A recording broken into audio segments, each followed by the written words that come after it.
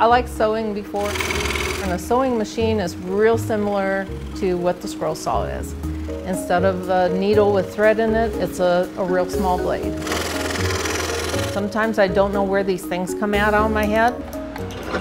Rhonda Inman began woodworking as a hobby in 2006, but it was the challenge of one tool that intrigued her the most. There was scroll saw magazines I look at, and there was one of them that I was flipping through it, and it had a beautiful picture of elk in the wild, pine trees and that, and I just went, oh my gosh, I've got to try that.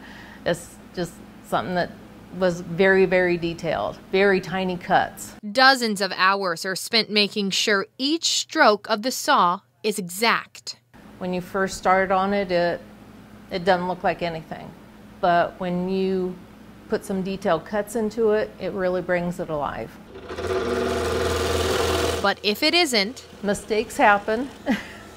You try and work those into the art. The process begins with finding the right canvas. A lot of times I start with the piece of wood, and I look at it and see what would work the best on that piece of wood. When I found this piece of wood, that leopard picture just looked perfect on there. It looks like they're peeking out of a hole in the tree.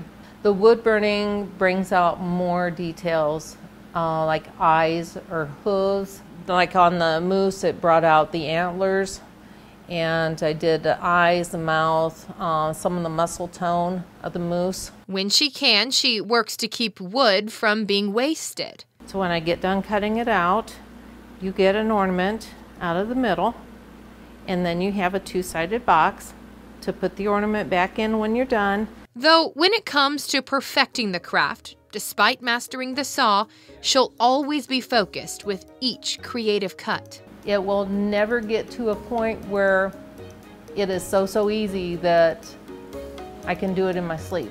You have to be patient and keep your eyes open at all times. It's just so relaxing, just so calming to just sit there and concentrate on something and have something beautiful come out of it later.